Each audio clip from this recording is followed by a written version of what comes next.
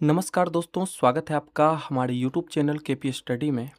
दोस्तों, आज के इस वीडियो में हम मैथ्स का एक इम्पॉर्टेंट टॉपिक औसत यानी एवरेज को कवर करेंगे और ये टॉपिक एग्जाम के पॉइंट ऑफ व्यू से काफ़ी इम्पॉर्टेंट टॉपिक है। ठीक है, देखिए इस टॉपिक से संबंधित यह पहला लेक्चर है, फर्स्ट लेक्चर है। हमने टोटल 10 लेक्चर में इस टॉपिक को कंप्लीट करवाया है। ठीक है, अगर आप इस 10 लेक्चर को कवर कर लेते हैं तो फिर इस टॉपिक से अगर प्रश्न एग्जाम में बनेंगे तो आपसे छूटने वाले नहीं हैं। ठीक है, तो चलिए सबसे पहले हम क्या करते हैं कि एवरेज का जो कॉन्सेप्ट है उसे समझते हैं। आप पढ़ते आ रहे होंगे कि औसत बराबर क्या होता है। औसत यानी एवरेज बराबर क्या होता है, कुल प्रेक्षणों का योग, कुल प्रेक्षणों का योग, कुल प्रेक्षणों का योग बटे कुल प्रेक्षणों की संख्या बटे कुल प्रेक्षणों की संख्या। ठीक है, ये एवरेज का एक फॉर्मूला होता है। मान लीजिए आपको प्रेक्षण दिया हुआ है 7, 9, 10, 12, 15। इसका आपको अगर औसत पूछा जाए तो आप इसका सिंपली औसत क्या निकालिएगा, कुल प्रेक्षणों का योग यानी 7 प्लस 9 प्लस 10 प्लस 12 प्लस 15 बटे प्रेक्षणों की संख्या। प्रेक्षण कितने हैं, 2, 4, 1, 5 हैं, बटे 5। यहाँ पे देखिए इसका सम कितना आ रहा है, 9, 7, 16, 10, 26, 12, 38, 15, 53, यानी 53 बटे 5, यानी 10.6 इसका एवरेज निकल के आया है। ठीक है, औसत निकल के आया है। अब देखिए एक तरीका ये है, आप जानते हैं औसत का मतलब क्या होता है, औसत का अर्थ क्या है। देखिए आप सिंपली समझिए, मान लीजिए एक वर्ग में कुल 5 स्टूडेंट्स हैं। ठीक है, 5 स्टूडेंट्स हैं। ठीक है, इसका औसत आयु आपको दिया गया है, औसत आयु आपको दिया गया है 20 वर्ष। यानी एक वर्ग में 5 स्टूडेंट्स हैं, उसका औसत आयु 20 वर्ष है। तो इसका मतलब हुआ कि ये जो पांचों स्टूडेंट हैं, ठीक है, ये पांचों जो स्टूडेंट हैं, इस सब का जो आयु होगा ये 20-20 वर्ष काउंट किया जाएगा। ठीक है, ये 20-20 वर्ष काउंट किया जाएगा। ठीक है, यही औसत का मतलब होता है। ठीक है, बात को समझे। औसत का मतलब हो गया कि पांचों का जो एवरेज होगा, अगर पांचों का एवरेज आयु 20 वर्ष है तो इसका मतलब पांचों का जो आयु है वो 20-20 वर्ष काउंट किया जाएगा। ठीक है, देखिए आप एवरेज निकालने का ये तो फॉर्मूला है ही, यूनिवर्सल फॉर्मूला है। और एक तरीका ये है, अगर कोई भी प्रेक्षण अनुक्रम में हो यानी सीक्वेंस में हो। ठीक है, अगर कोई प्रेक्षण अनुक्रम में हो यानी एपी में हो, ठीक है, एपी में हो, तब जो हम लोग एवरेज निकालते हैं उसके लिए सिंपली क्या करना होता है। मान लीजिए अगर कोई अनुक्रम आपका एक सीक्वेंस में दिया जाए 5, 10, 15, 20, 25। ठीक है, ये एक अनुक्रम में है। ठीक है, यानी 5-5 का गैप बन रहा है हर जगह। ठीक है, 5-5 का गैप है, यानी एक ये एपी को फॉलो कर रहा है। तो इसका जो एवरेज होगा ये अंतिम पद प्लस प्रथम पद बटे 2 होगा। ठीक है, अंतिम पद प्लस प्रथम पद बटे 2 होगा। यानी हम लिख सकते हैं 25 प्लस 5 बटे 2, यानी 30 बटे 2 करेंगे, इसका मान 15 निकल के आएगा। यानी जो इसका एवरेज निकल के आया है ये आपका 15 निकल के आया है। और आप देख पा रहे हैं कि जो 15 मान है ये आपका मिडिल मान है। ठीक है, यानी बीच वाला मान है। ठीक है, तो एक बात आप ये भी याद रखिएगा कि जब भी कोई प्रेक्षण या आंकड़ा एक सीक्वेंस में हो तो जो बीच का मान होता है वही उसका एवरेज कहलाता है, या फिर first term plus last term बटे 2 इसका फॉर्मूला बन जाता है। यानी अंतिम पद और प्रथम पद का जो एवरेज होगा वही आपका ओवरऑल एवरेज बनेगा। ठीक है, तो यहाँ तो मान के चलिए 5 संख्याएं थी, अगर 6 संख्याएं होती, मान लीजिए 5, 10, 15, 20, 25 और 30, यानी 6 संख्या अगर होती तो एक तो ये तरीका है कि आप पहली संख्या और लास्ट संख्या, चूंकि ये एक अनुक्रम में है, 5-5 का गैप है, तो आप इस प्रकार से लिख सकते हैं 5 प्लस 30 बटे 2 यानी 35 बटे 2, यानी 17.5 एवरेज आएगा। ठीक है, या फिर यहाँ से देखिए बीच वाला मान क्या होगा, यानी बीच की जो 2 संख्याएं बचती है, आप शुरू का लास्ट का फिर शुरू का लास्ट का कैंसिल आउट करिएगा तो ये 2 मान निकल के आएगी 15 और 20। तो ये जो 15 और 20 है, इन दोनों का जो एवरेज होगा, यही आपका ओवरऑल एवरेज होगा। ठीक है, आप देख सकते हैं यहाँ से, देखिए 35/2 निकल के आया, यानी 17.5 निकल के आ गया। ठीक है, यही आपका ओवरऑल एवरेज होगा। तो जब भी सीक्वेंस में हो, यानी एपी में जब भी कोई अनुक्रम दिया जाए, ठीक है, एपी में जब भी होगा तो उसका एवरेज निकालना काफ़ी आसान होता है। ठीक है, उसमें प्रथम पद और अंतिम पद का जो एवरेज होगा वही आपका ओवरऑल एवरेज कहलाएगा। ठीक है, अब देखिए, मान लीजिए एक कुछ फॉर्मूला है, आप उसे नोट डाउन कर लीजिए। प्रथम n प्राकृत संख्याओं का औसत क्या होगा? प्राकृत संख्याओं का औसत यदि आपसे पूछा जाए तो इसे हम कैसे निकालेंगे? ठीक है, सबसे पहले आपको पता होना चाहिए कि प्रथम n प्राकृत संख्याओं का योगफल क्या होता है। प्रथम n प्राकृत संख्याओं का योगफल बराबर क्या होता है? आप जानते हैं कि प्रथम n प्राकृत संख्याओं का जो योगफल होता है n इंटू n+1/2 होता है। ठीक है, यही योगफल होता है। प्रथम n प्राकृत संख्या 1 से स्टार्ट होता है, 1 से लेके n तक के प्राकृत संख्याओं का योगफल बराबर क्या होता है? n इंटू n+1/2 होता है। अब इसका औसत आपसे पूछा गया है, तो आप जानते हैं कि औसत बराबर योगफल बटे नंबर यानी संख्या होता है। तो इसका योगफल तो देखिए निकल के क्या आया है, योगफल आपको दिया गया है n इंटू n+1/2। अब बटे संख्या क्या है आपका? n संख्या है, बटे n। तो n से n कैंसिल होगा, यानी क्या निकल के आ जाएगा आपका? n+1/2। n+1/2 निकल के आ गया प्रथम n प्राकृत संख्याओं का औसत। क्या निकल के आया? n+1/2 निकल के आ गया। ठीक है, ये फॉर्मूला है, आप इसे याद रख सकते हैं। एग्जाम्पल के लिए मान लीजिए अगर आपसे पूछ दिया जाए कि प्रथम 21 प्राकृत संख्याओं का औसत क्या होगा? 21 प्राकृत संख्याओं का औसत बताएं। ठीक है, प्रथम 21 प्राकृत संख्याओं का औसत क्या होगा? तो यहाँ देखिए प्रथम 21 प्राकृत संख्या है, तो n का मान आपका 21 हो गया। इसका औसत पूछा गया है, तो औसत के लिए आप डायरेक्ट लिख सकते हैं 21 + 1/2, यानी 22/2। कैंसिल करने पे मान क्या आ जाएगा आपका? 11 निकल के आ जाएगा।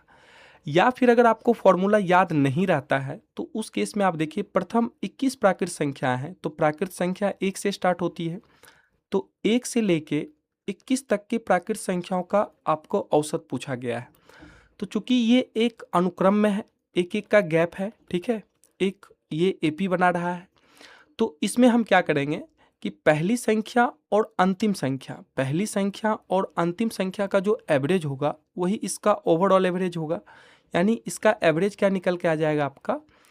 1 + 21/2, यानी 22/2 करने पे मान कितना आएगा आपका? 11 मान निकल के आएगा।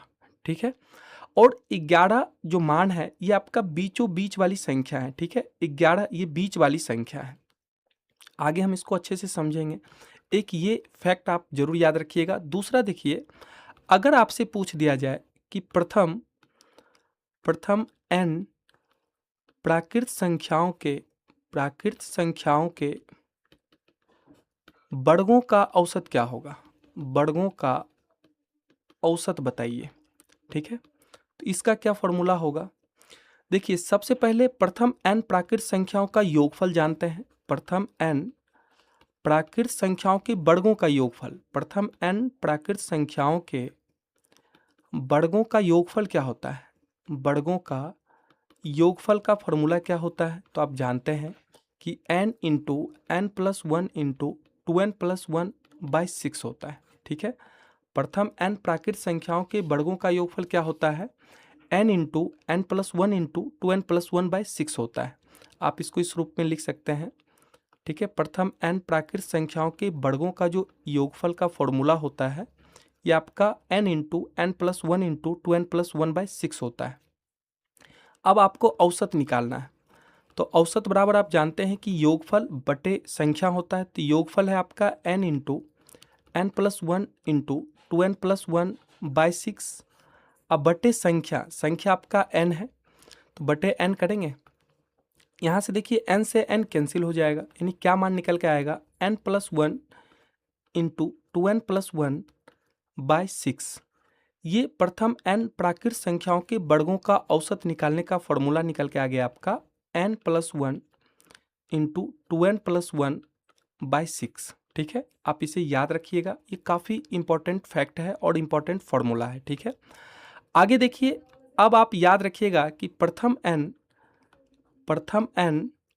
प्राकृत संख्याओं के घनों का योगफल, घनों का औसत का फॉर्मूला क्या होता है, घनों का औसत निकालने का फॉर्मूला क्या है, प्रथम n प्राकृत संख्या के घनों का औसत निकालने का फॉर्मूला क्या है। तो सबसे पहले हम क्या करेंगे कि प्रथम n प्राकृत संख्याओं के घनों का योगफल का फॉर्मूला नोट करेंगे। घनों का योगफल का फॉर्मूला क्या होता है, तो आप जानते हैं कि n इंटू n+1/2 का होल स्क्वायर होता है। ठीक है, ये होता है योगफल का फॉर्मूला।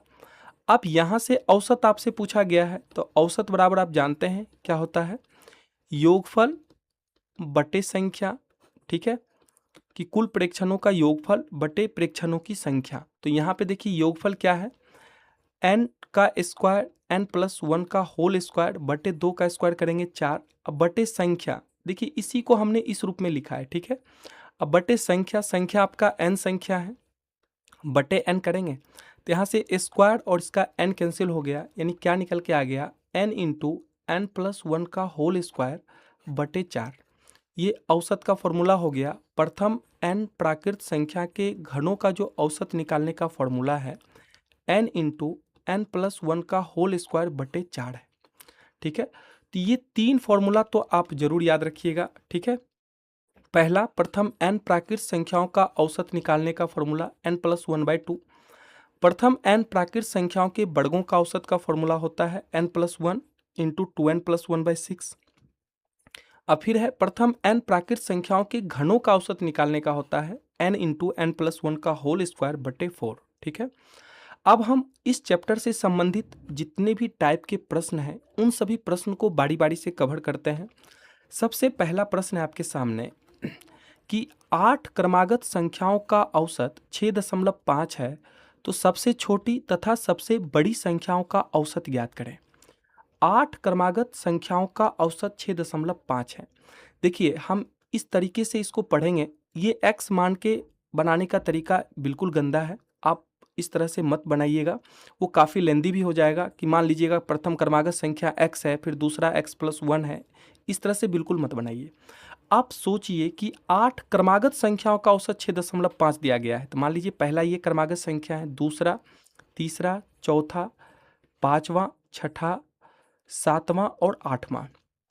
ठीक है, जब भी कोई भी क्रमागत संख्याओं का औसत आपको दिया जाए तो वो बीच वाली संख्या होती है। ठीक है, तो यहाँ 8 क्रमागत संख्या है, तो इसकी बीच वाली कौन सी संख्या होगी, देखिए इधर से अगर इसको कैंसिल करते हैं, ये कैंसिल होता है, ये कैंसिल होता है, तो ये दोनों जो बीच वाली संख्या है, यानी चौथी संख्या और जो पाँचवीं संख्या है, ठीक है, इन दोनों का जो एवरेज होगा, इन दोनों का जो औसत होगा, यही आपका ओवरऑल औसत है। ठीक है, जो कि आपको दिया गया है 6.5।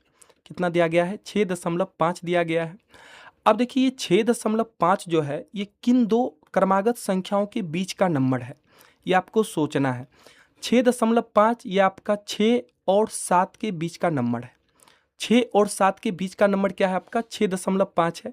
यानी दो क्रमागत संख्या तो आपको मिल गई, 6 और 7। अब 7 के बाद 3 क्रमागत संख्या है, तो कौन कौन सी संख्या हो जाएगी, तो आपका हो गया 8, फिर 9 होगी, उसके बाद 10। इधर 6 से पहले 3 क्रमागत संख्या क्या क्या हो जाएगी, आपका 5, 4 और 3। प्रश्न में पूछा गया है कि सबसे छोटी तथा सबसे बड़ी संख्याओं का औसत क्या होगा। सबसे छोटी तथा सबसे बड़ी संख्याओं का औसत, तो सबसे छोटी संख्या है आपका 3 और सबसे बड़ी संख्या है आपका 10। तो इसका औसत पूछा गया है, तो लिखेंगे औसत बराबर क्या हो जाएगा आपका 3 + 10/2 यानी 13/2। कैंसिल तो होगा नहीं, यानी 6.5 इसका मान निकल के आएगा। ठीक है, तो इसका जो राइट आंसर होगा आपका ऑप्शन नंबर बी बनेगा 6.5। ठीक है, उम्मीद करते हैं कि आपको समझ में आया होगा। ठीक है, अगर नहीं समझ में आ रहा है तो आप कंटिन्यू देखिए वीडियो को, धीरे धीरे सब समझ में आ जाएगा। ठीक है, अगला प्रश्न देखिए, प्रश्न संख्या 2 है आपके सामने कि 6 क्रमागत सम संख्याओं का औसत 25 है, तो सबसे बड़ी तथा सबसे छोटी संख्याओं का अंतर ज्ञात करें। देखिए 6 क्रमागत सम संख्याओं का औसत 25 आपको दिया गया है, तो ये पहली क्रमागत सम संख्या है, फिर दूसरी, ये आपका तीसरी क्रमागत, ये चौथी, ये पांचवी और ये आपकी छठी संख्या है। इसका औसत है आपका 25। अब आपको सोचना यह है कि जो 25 है ये किन दो सम संख्याओं के बीच का संख्या है। किन दो सम संख्याओं के बीच का संख्या है 25, तो आपको पता होगा ये जो 25 है ये आपका 24 और 26 इन दो संख्याओं के बीच की संख्या है। 24 और 26 के बीच की संख्या क्या है आपका 25 है। ठीक है, जो कि एवरेज है, जो कि इस प्रश्न में आपको एवरेज दिया हुआ है। अब यहां से दो सम संख्या आपको मालूम हो गई 24 और 26। 26 के बाद दो सम संख्या क्या क्या होगी, तो आप कहोगे 28, उसके बाद 30। इधर देखिए 24 से पहले दो सम संख्या क्या क्या होगी, तो आप कहोगे 22 और 20। ठीक है, प्रश्न में क्या पूछा गया है, प्रश्न में पूछा गया है तो सबसे बड़ी तथा सबसे छोटी संख्याओं का अंतर क्या होगा। तो यहाँ देखिए सबसे बड़ी संख्या है आपका 30 और सबसे छोटी है आपका 20। इन दोनों का अंतर क्या हो जाएगा, तो आप माइनस करोगे 30 में से 20 तो 10 इसका आंसर निकल के आएगा। ठीक है, इसका राइट आंसर आपका बी हो जाएगा 10। एक तो ये तरीका है। दूसरा तरीका क्या है, आप यहां से समझिए 6 क्रमागत सम संख्याएं हैं, तो इसमें गैप कितना बन रहा है, तो आप यहां देखिएगा, यहां 2 का गैप, फिर यहां पे 2 का गैप, यहां पे 2 का गैप, 26 से 28 में 2 का गैप, 28 से 30 में 2 का गैप, यानी टोटल अगर हम गैप की बात करें तो गैप टोटल 5 बन रहे हैं। टोटल गैप कितने बन रहे हैं, टोटल गैप 5 बन रहे हैं। और प्रत्येक गैप का जो डिफरेंस है वो कितने का है, 2 का डिफरेंस है। ठीक है, तो ओवरऑल फर्स्ट से लेके लास्ट तक का जो डिफरेंस आएगा वो कितना आएगा, तो ओवरऑल जो डिफरेंस आएगा आपका, ये आपका 10 निकल के आएगा। 5 दूनी 10, 10 निकल के आएगा। ठीक है, तो चलिए यहाँ 6 क्रमागत सम संख्याएं थी तो आपने इस प्रकार से बना लिया। मान लीजिए अगर आपको 51 क्रमागत सम संख्या दे दिया जाए, 51 क्रमागत सम संख्या अगर आपको दिया जाए और उसका कुछ एवरेज रहेगा और उसमें आपसे पूछा जाएगा कि सबसे छोटी और सबसे बड़ी संख्याओं का अंतर क्या है, तो वहां पे आपको गैप पे क्वेश्चन को सॉल्व करना आसान रहेगा। तो यहाँ पे गैप कितना बन जाएगा, 51 क्रमागत सम संख्या है तो इसका गैप 50 बनेगा और प्रत्येक गैप का डिफरेंस आपका 2 का है, तो इसका गैप कितना बन जाएगा आपका 100 का गैप बन जाएगा। यानी छोटी संख्या और बड़ी संख्या के बीच का अंतर कितना आ जाएगा आपका 100 निकल के आ जाएगा। ठीक है, तो उम्मीद करते हैं कि आप इस प्रश्न को समझ पाए होंगे। चलिए अगला प्रश्न है आपके सामने कि 5 क्रमागत संख्याओं का औसत जो m से प्रारंभ होती है n है। ठीक है, 6 क्रमागत संख्याओं का औसत ज्ञात करें जो m+2 से प्रारंभ होती है। यहाँ पे देखिए 5 क्रमागत संख्याओं का औसत जो m से प्रारंभ होती है, आप कोई भी संख्या मान सकते हैं, कोई भी क्रमागत 5 संख्याएं मान सकते हैं। वैसे 1 से मानना आसान रहेगा आपके लिए। मान लीजिए पहला क्रमागत संख्या आपका 1 है, फिर है उसके बाद 2, 5 है तो 5 क्रमागत संख्याएं लिख लीजिए। ये आपका 5 क्रमागत संख्याएं हैं। अब ये m से प्रारंभ कर रहा है ना, तो मान लीजिए m का मान आपने 1 मान लिया। m का मान कितना मान लिया, 1। इसका एवरेज आपको दिया गया है, प्रश्न में आपको एवरेज दिया गया है n, इसका एवरेज n दिया गया है। अगर आप एवरेज निकालते हैं तो इसका एवरेज क्या निकलेगा, तो आप जानते हैं कि ये क्रमागत संख्या है, तो फर्स्ट वाली संख्या और लास्ट वाली संख्या का जो एवरेज होगा यही इसका एवरेज होगा। यानी एवरेज निकल के आ गया आपका 3, n का मान आपका 3 हो गया। अब कह रहा है कि 6 क्रमागत संख्याओं का औसत ज्ञात करें जो m+2 से प्रारंभ होती है। आपने m पहले माना था 1, अब जो प्रश्न में कहा रहा है कि m+2 से प्रारंभ होने वाली 6 क्रमागत संख्याओं का औसत क्या होगा, तो m+2 से प्रारंभ, तो m+2 का मतलब हो गया 1 + 2 यानी 3 से प्रारंभ होने वाली, 3 से प्रारंभ होते हुए 6 क्रमागत संख्याओं का औसत पूछा है। तो 3 से देखिए, 3 के बाद 4, फिर 5, 6, 7 और 8, ये 6 क्रमागत संख्याएं हो गई। ठीक है, इसका एवरेज क्या होगा, इसका एवरेज क्या निकलेगा, इसका औसत क्या निकलेगा, तो आप कहिएगा चूंकि ये क्रमागत संख्याएं हैं, ठीक है, तो इसका एवरेज क्या हो जाएगा 3 + 8/2, यानी पहली संख्या प्लस अंतिम संख्या का जो एवरेज होगा वही इसका ओवरऑल एवरेज होगा, यानी लिखेंगे 11/2 यानी 5.5 निकल के आ गया। ठीक है, 5.5 निकल के आ गया मान। अब देखिए जो n का मान था ये आपका 3 था और अभी जो मान निकल के आया है ये 5.5 निकल के आया है, यानी n से कितना मान ज़्यादा है, तो आप कहोगे कि n से जो ये मान है ये n से 2.5 ज़्यादा है, n से ये मान 2.5 ज़्यादा है, तो इसको इस प्रकार से लिख सकते हैं, या फिर लिखेंगे n प्लस 2.5, इसका दशमलव हटाएंगे तो नीचे 10 आएगा, यानी 5 दूनी 10 बचे 25। इसको सॉल्व करिएगा तो क्या निकल के आएगा आपका 2n प्लस 5/2, 2n प्लस 5/2 निकल के आया, जो कि इसका राइट आंसर होगा, जो कि आपका ऑप्शन नंबर ए है। ठीक है, ये इसका राइट आंसर बनेगा, इस चीज़ को आप समझिए। ठीक है, चलिए अगला प्रश्न देखते हैं। देखिए प्रश्न संख्या 4 है कि 9 क्रमागत संख्याओं का औसत n है। 9 क्रमागत संख्याओं का औसत n है, तो 9 क्रमागत संख्याओं का औसत निकालिए। 1 से लेके 9 तक के जो संख्याओं का औसत होगा यानी एवरेज होगा, ये क्या निकल के आएगा, आप कहोगे 1 प्लस 9/2 यानी 10/2, कैंसिल करेंगे तो 5 निकल के आएगा। ये आपका n का मान निकल के आ गया 5। ठीक है, कह रहा है कि यदि अगली दो संख्याओं को भी इसमें सम्मिलित किया जाए तो नया औसत ज्ञात करें। अगली दो संख्याओं को भी सम्मिलित किया जाए, अभी तक तो 9 तक हम लोग किए हैं, 9 तक का एवरेज निकाले हैं, अब इसमें दो संख्याओं को और भी शामिल कर लिया गया है। ठीक है, यानी 9 के बाद 10 और 11 को भी शामिल कर लिया गया है, तो अब देखिए इसका एवरेज क्या निकलेगा। अब इसका एवरेज निकलेगा 1 प्लस 11/2, यानी लिखेंगे 12/2, कैंसिल होगा तो आपका 6 निकल के आएगा, यानी अब एवरेज का मान 6 निकल के आ गया। ऑप्शन में है increase by 2, remain the same, increase by 1.5, increase by 1। तो यहाँ पे देखिए पहले इसका एवरेज 5 था, अब इसका एवरेज 6 निकल के आ गया। ठीक है, तो यानी कितना इंक्रीज हुआ है, तो आप कहिएगा 1 का इंक्रीज हुआ है। ठीक है, 1 इंक्रीज हुआ है एवरेज में, तो इसका राइट आंसर आपका ऑप्शन नंबर डी होगा, इंक्रीज बाय 1। ठीक है, बात को समझे। अगला प्रश्न देखिए, प्रश्न संख्या 5 है आपके सामने कि 5 क्रमागत प्राकृतिक संख्याओं का औसत m है। 5 क्रमागत प्राकृतिक संख्याओं का औसत m है, तो 5 क्रमागत प्राकृतिक संख्या लिखिए, 1 2 3 4 और 5। इसका औसत आपको m दिया गया है, औसत इसका m दिया गया है, और अगर आप औसत इसका निकालते हैं तो औसत कितना निकल के आएगा, काफ़ी आसान है, 1 प्लस 5/2 करेंगे, यानी इसका एवरेज 3 निकल के आएगा। ठीक है, अब प्रश्न में कह रहा है कि यदि अगले 3 और प्राकृतिक संख्याओं को सम्मिलित किया जाए तो नया औसत m से कितना अधिक होगा।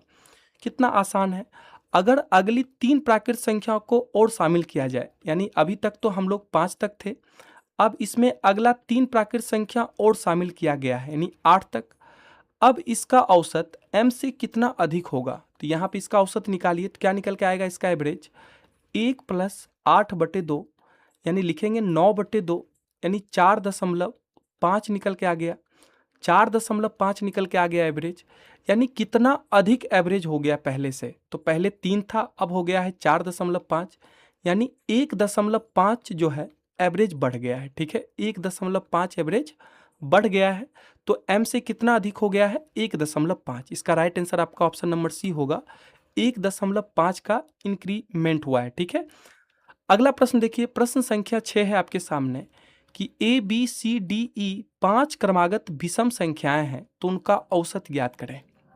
देखिए आप ए बी सी डी और ई 5 क्रमागत विषम संख्याएं हैं, आप कुछ भी विषम संख्या 5 क्रमागत मान सकते हैं, वैसे आप स्टार्टिंग से ही मानिए। पहला ए है 1, बी है 3, सी 5, डी 7 और ई 9, ये 5 क्रमागत विषम संख्या होंगे।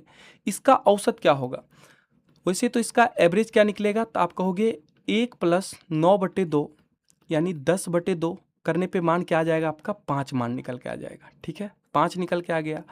ऑप्शन में है 5 × a + 4। देखिए अगर इसको हम सॉल्व करते हैं तो 5a का मान 1 प्लस 4 यानी ये मान कितना आ जाएगा, 5 × 5 यानी 25, जो कि गलत मान है, ये तो नहीं होगा। A B C D E बटे 5 ए बी सी डी का मान रखिए, ये भी मान नहीं होगा, जो मान 5 के बराबर आ जाएगा वही इसका राइट आंसर होगा। तो ऐसा आपका ऑप्शन नंबर डी में होगा। ठीक है, डी में देखिए a + 4 है, तो ए हमने 1 को माना है +4, 1 + 4 करने पे 5, जो कि आपका एवरेज का मान है। ठीक है, यही प्रश्न में पूछा है, तो उनका औसत क्या होगा? तो औसत हो जाएगा आपका a + 4, इसका औसत होगा। ठीक है, यानी 5 को आप लिख सकते हैं 1 + 4, और 1 आपने किसको माना है? a को माना है, लिखेंगे a + 4, यही आपका एवरेज है। ठीक है, याद रखिएगा, ये प्रश्न को बस घुमाने का एक तरीका है। ठीक है, एग्जाम में बस इसको घुमाया जाता है, आपका जो कैपेसिटी है वो देखा जाता है कि आप किस तरह से सोच सकते हैं। ठीक है, चलिए अगला प्रश्न है आपके सामने। प्रश्न संख्या 7 है कि यदि a तथा 1/a का औसत x है, तब a² एवं 1/a² का औसत ज्ञात करें। ठीक है, अब देखिए a तथा 1/a का औसत आपको x दिया गया है, तो a + 1/a/2, इसका औसत कितना है? आपको x दिया गया है। हमने क्या किया कि इन दोनों का औसत निकाल लिया। तो औसत निकालने के लिए आपको करना क्या पड़ेगा कि संख्याओं का योगफल बटे संख्या है 2, इसका औसत आपको x दिया गया है। ठीक है, तो यहाँ से देखिए a + 1/a का मान क्या निकल गया? आपका 2x निकल गया। a + 1/a का मान क्या निकल गया? 2x निकल गया। अब हमसे पूछा गया है a² एवं 1/a² का औसत क्या होगा? अब हम क्या करते हैं कि दोनों तरफ वर्ग कर देते हैं, दोनों तरफ वर्ग कर दे। ठीक है, वर्ग करने पर अब जब दोनों तरफ वर्ग करिएगा तो यहां से देखिए क्या मान निकल के आ जाएगा आपका? a² + 1/a² + 2ab, 2a का मान है 1, अब b का मान है 1/a, बराबर इधर हो जाएगा 4x²।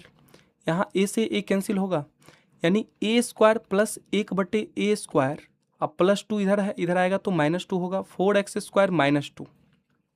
ठीक है, ये निकल के आ गया a² + 1/a² का योगफल का मान, ये निकल के आ गया। ठीक है, अब इसका औसत निकालना है, तो औसत के लिए क्या करेंगे कि योगफल इन दोनों संख्याओं का योगफल, अब बटे संख्या है आपका 2, योगफल का मान निकल के आ गया 4x² - 2/2। ऊपर से देखिए 2 कॉमन कर लेते हैं, तो यहाँ बचेगा 2x² - 1/2, ये 2 से 2 कैंसिल होगा, यानी क्या मान निकल के आ गया आपका? 2x² - 1। ठीक है, जो कि आपका ऑप्शन नंबर डी है, 2x² - 1 है। ठीक है, ये आपका राइट आंसर होगा। चलिए अगला प्रश्न देखते हैं। प्रश्न संख्या 8 है आपके सामने कि 3 पर पावर 30, 3 पर पावर 60 और 3 पर पावर 90 का अंक गणितीय माध्य क्या होगा? देखिए माध्य और औसत दोनों सेम ही है। यहाँ पे देखिए कुल प्रेक्षणों का योगफल बटे प्रेक्षणों की संख्या, तो प्रेक्षणों का योगफल क्या हो जाएगा? 3 पर पावर 30 + 3 पर पावर 60 + 3 पर पावर 90 बटे संख्या कितना है? 1, 2 और 3 बटे 3 लिखेंगे। अब ऊपर से आप क्या करिए, 3 कॉमन कर लीजिए, तो यहाँ क्या बचेगा? 3 पर पावर 30 था, 3 पर पावर 30 था, 1 कॉमन हो गया है, तो 3 पर पावर 29, यहाँ पे बचेगा 3 पर पावर 59, और यहाँ पे बच जाएगा आपका 3 पर पावर 89, 79। ठीक है, 89 सॉरी, अब बटे 3, यहाँ से देखिए 3 से 3 कैंसिल हो जाएगा, यानी क्या निकल के आ गया? 3 पर पावर 29 + 3 पर पावर 59 + 3 पर पावर 89। ठीक है, यही इसका अंक गणितीय माध्य होगा, जो कि आपका ऑप्शन नंबर बी है, 20 का राइट आंसर होगा। ठीक है, चलिए अगला प्रश्न देखते हैं। प्रश्न संख्या 9 है आपके सामने कि यदि 23, 15, 19, x, 12, 7 का औसत 16 है, जबकि 37, 38, 53, y, 42 का 41 औसत है, तो x + y बटे x - y का मान क्या होगा? तो सबसे पहले ये जो औसत आपको, इसका औसत दिया गया है 16, यानी 23 + 15 + 19 + x + 12 + 7 अब बटे संख्या कितना है? देख लीजिए 1, 2, 3, 4, 5, 6 बटे 6 बराबर 16। यहाँ से देखिए x का मान निकाल लीजिए। अब देखिए 23 + 15 करने पे मान कितना आएगा? 38, 38 + 19 करने पे देखिए टोटल जब आप 23, 15, 19, 12 और 7 को ऐड करिएगा तो 76 मान आएगा, 76, अब प्लस x बराबर इधर 16 × 6 यानी 96। तो यहाँ से देखिए x का मान क्या निकल के आ जाएगा आपका? 96 - 76 यानी 20। ये आपका x का वैल्यू निकल के आ गया। अब y का मान निकालिए। देखिए y का मान निकालने के लिए यहाँ से एवरेज देखिए दिया हुआ है आपको, तो लिखेंगे 37 + 28 + 53 + y प्लस 42, इसका एवरेज आपको दिया गया है कितना, 41 दिया गया है। इन संख्याओं का योगफल यानी 1 2 3 4 5, इन संख्याओं का योगफल बटे संख्या है आपका 5। इन सबको जब ऐड करिएगा 37, 28, 53 और 42, तो ऐड करने पे मान 160 आएगा। अब प्लस वाई बराबर लिखेंगे 41 गुने 5, यानी मान निकल के आएगा कितना, 5 चौक 20, सॉरी 5, अब 5 चौक 20 यानी 205। तो y का मान क्या हो जाएगा, 205 माइनस 160, तो y का मान आपका 45 निकल के आ गया। x का मान हो गया आपका 20 और y का मान 45। अब प्रश्न में पूछा क्या गया है, x प्लस वाई बटे x माइनस वाई, तो x प्लस वाई बटे x माइनस वाई का मान क्या होगा, देखिए x प्लस वाई तो लिखेंगे 20 प्लस 45, अब बटे x माइनस वाई यानी 20 माइनस 45। देखिए 20 प्लस 45 करने पे मान 65 आता है, बटे माइनस करेंगे 20 में से 45 को माइनस करेंगे तो माइनस में आंसर आएगा -25। ठीक है, अब जो कैंसिल होने वाला है उसको कैंसिल करिए। 5 से 13 बार में 65 और 5 से 5 बार में 25, यानी -13/5 निकल के आ गया, जो कि आपका ऑप्शन नंबर डी है। इसका D is a right answer होगा। ठीक है, चलिए अगला प्रश्न देखते हैं। प्रश्न संख्या 10 है आपके सामने कि पहले 9 अभाज्य संख्याओं का औसत क्या होगा। पहले 9 अभाज्य संख्याओं का औसत पूछा है।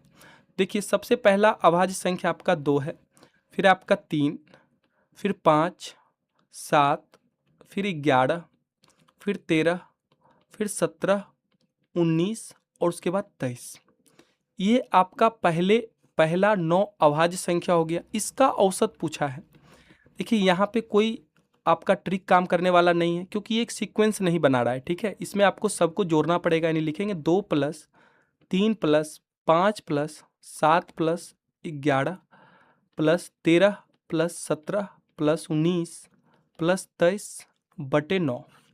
ठीक है, देखिए इन सबको जोड़ने के बाद मान कितना आता है, तो याद रखिएगा मान आएगा आपका 100 आएगा बटे 9।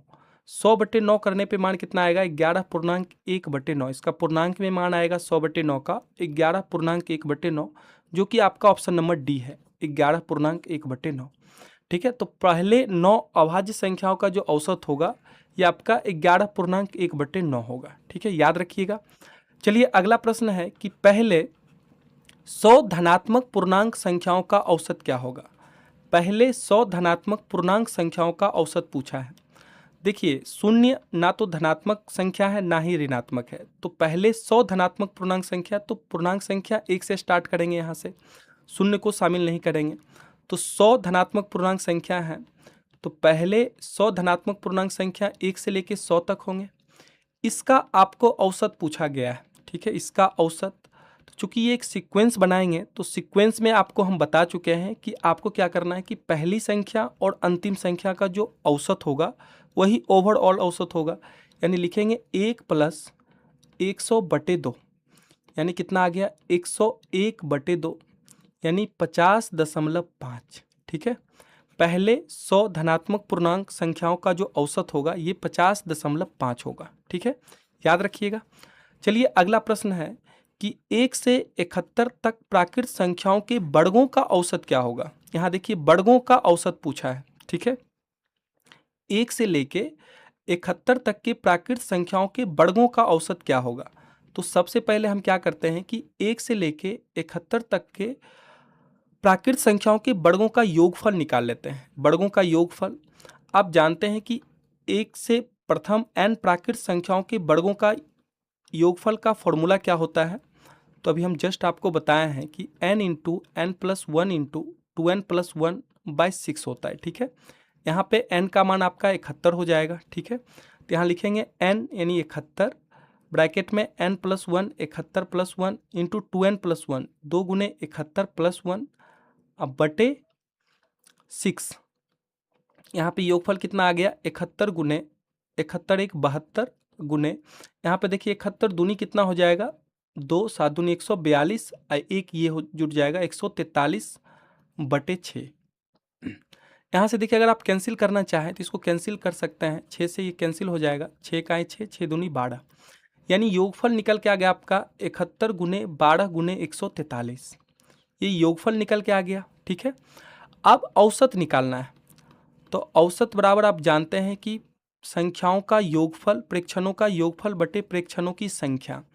तो यहाँ देखिए प्रेक्षणों का योगफल कितना निकल के आया है, तो योगफल ये आपका है 71 गुने 12 गुने 143 अब बटे संख्या। संख्या कितना है 71 है। संख्या आपका 71 प्राकृत संख्याओं के वर्गों का योगफल है, तो संख्या 71 है। 71 से 71 कैंसिल करिए, यानी 12 गुने 143। अब यहाँ से देखिए आप पूरा गुना करना नहीं चाहते हैं तो सिर्फ यूनिट डिजिट देख लीजिए। 3 दूनी 6, 6 आना चाहिए। तो 6 तो पहला ऑप्शन में है नहीं, सी में भी नहीं है, डी में भी नहीं है, आपका सिर्फ ऑप्शन बी में है 6 यूनिट डिजिट, यानी इसका दोनों का योग गुणनफल आ जाएगा 1716, जो कि इसका औसत भी होगा। ठीक है, तो याद रखिएगा। या फिर आप अगर इसका योगफल नहीं निकालते हैं, डायरेक्ट अगर निकालना चाहते हैं, तो डायरेक्ट का भी हमने फॉर्मूला बताया है। प्रथम n प्राकृत संख्याओं के वर्गों का योग औसत का निकालने का फॉर्मूला क्या होता है, n+1 इंटू 2n+1/6 होता है। ठीक है, आप यहाँ से भी निकाल सकते हैं n+1 यानी 71 + 1 इंटू 2n+1 यानी 2 गुने 71 + 1 अब बटे 6। यहाँ से देखिए 72 गुने ये 143 बटे 6, ये कैंसिल होगा 12 बार में। यहाँ से भी मान देखिए आपका सेम निकल के आएगा। ठीक है, तो आप चाहे तो इस तरीके से बनाइए या फिर डायरेक्ट फॉर्मूला से भी बना सकते हैं। ठीक है, चलिए अगला प्रश्न है आपके सामने कि 100 तक की सभी विषम संख्याओं का औसत क्या है। 100 तक की सभी विषम संख्याओं का औसत क्या है, तो देखिए 100 तक की कह रहा है। ठीक है, पहला विषम संख्या आपका 1 हो गया, दूसरा आपका 3, फिर 5, इस तरह से 100 तक। तो 100 तो विषम संख्या है नहीं। ठीक है, 100 तो विषम संख्या नहीं है, तो 100 से पहले क्या होगा आपका 99। ठीक है, 99 आपका विषम संख्या है, यानी 100 तक के सभी विषम संख्याओं का औसत निकालने के लिए आपको 1 से लेके 99 तक का जो विषम संख्या है इसका एवरेज निकालना पड़ेगा। ठीक है, तो इसका औसत क्या हो जाएगा, तो काफ़ी आसान है। ये चूंकि एक सीक्वेंस में है, दो का गैप है। ठीक है, तो इसमें पहली संख्या और अंतिम संख्याओं का जो एवरेज होगा वही ओवरऑल एवरेज होगा आपका। तो यहाँ पे देखिए इसका मान क्या निकल के आ गया आपका 50 निकल के आ गया। ठीक है, तो इसका राइट आंसर आपका ऑप्शन नंबर बी होगा 50। ठीक है, 100 तक की सभी विषम संख्याओं का औसत क्या निकल के आ गया आपका 50 निकल के आ गया। ठीक है, चलिए अगला प्रश्न है आपके सामने कि 1, 3, 5, 7, 9, 11, 25 संख्याओं का औसत कितना होगा। ठीक है, यहाँ पे 25 संख्या, ये अंतिम संख्या नहीं दिया गया है, 25 संख्याओं का औसत पूछा गया है। ये सभी विषम संख्या है, 1, 3, 5, फिर 7, फिर 9, फिर 11, 25 संख्या है। तो देखिए पहला विषम संख्या 1, दूसरा विषम संख्या 3 यानी दूसरा, तो 2 दूनी 4 -1, तीसरा है 5 यानी 3 दूनी 6 -1, अगला है 7, फिर है 9, फिर है 11। तो 25वां विषम संख्या क्या होगी। अगर हम आपसे 25वां विषम संख्या पूछे, देखिए अगर पहला विषम संख्या की बात करें, फर्स्ट विषम संख्या आपका क्या है, तो 1 है। दूसरा अगर पूछे तो दूसरा नंबर 2 गुने 2 -1 यानी 3। तीसरा अगर पूछे तो 3 दूनी 6 -1 यानी 5। चौथा पूछे तो 4 दूनी 8 -1 यानी 7। ठीक है, तो इसी तरह से 25वां जो विषम संख्या होगा ये इसका डबल -1। ठीक है, यानी 25 दूनी 50 -1 यानी 49 होगा। ठीक है, 25वां विषम संख्या आपका 49 होगा। तो 1 से लेके 49 तक के जो विषम संख्या है इसका औसत आपसे पूछा गया है, तो काफ़ी आसान है, आप निकाल लीजिए। औसत बराबर क्या हो जाएगा 1 + 49/2 यानी लिखेंगे 50/2, ये कैंसिल होगा आपका, क्या निकल के आ जाएगा मान 25। ठीक है, इसका राइट आंसर आपका ऑप्शन नंबर बी बनेगा 25।